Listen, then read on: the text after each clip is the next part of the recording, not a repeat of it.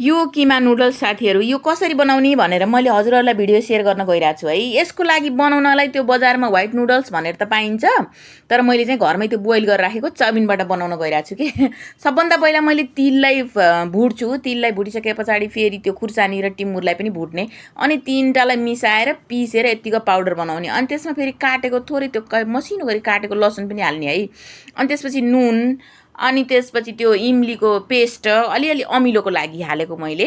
अनि त्यसमा यसमा फेरि सोया सस, यो सस पनि हाल्ने कि राम्रो कलर पनि हुने अनि स्वाद पनि आउँछ कि। अनि यसलाई झान्नु पर्यो। झान्नको लागि थोरै तोरीको तेलमा दालचिनीको टुक्रा हालेर बेसरी खराएर झ्वाइँ पारेर झान्ने है। झानेको कस्तो राम्रो सेन्ट आउँछ कि। यसलाई चिल्ली फ्लेक्स सस पनि भन्छ है। अनि त्यसपछि यता फेरि किमालाई फ्राई गर्नु पर्यो। किमा अनि थोरै तेल हालेर त्यसमा मैले मसिनो गरी काटेको लसुन, अनि त्यसपछि थोरै त्यो मसिनो गरी काटेको प्याज हालेर एकछिन फ्राई गरेँ है। फ्राई गरिसके पछाडि फेरि त्यो चिकन किमा हो यो, चिकन किमालाई पनि हालेर एकछिन फ्राई गर्ने।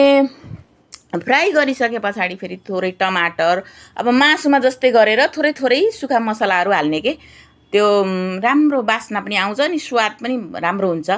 अनि सबै हालिसके पछाडि थोरै यो सस पनि हालेँ है मैले। थोरै चिल्लो जस्तो लाग्यो, त्यही भएर मैले पेपरमा राखेको यो। अनि यता चाउमिन त्यो लागि मैले नुन र साग हालेर एकछिन तातो पानीमा उमालेर अनि ट्याक्क त्यो अघि बोइल गरिसकेको चाउमिन पनि हालेँ है। अनि त्यस पछाडि टक्क त्यो अघि त्यो चिल्ली फ्लेक्स बनाएको थियो त्यसलाई प्लेटमा लगाएँ, अनि माथिबाट चाउमिन पनि हालेँ। कस्तो सेतो भयो के, हल्का बेसर हालेको भए राम्रो कलर आउँथ्यो है। तर केही छैन। अनि माथिबाट फेरि त्यो अघि त्यो के बनाएको किमा हालेँ। हेर्नुहोस्, किमा हालेर मोलमाल पारेर खाएको यस्तो मिठो टेस्ट हुँदो रहेछ कि साथीहरू, कुरै छोडिदिनु के। हजुरहरूले पनि घरमै बनाएर एकचोटि ट्राई गर्नु होला है।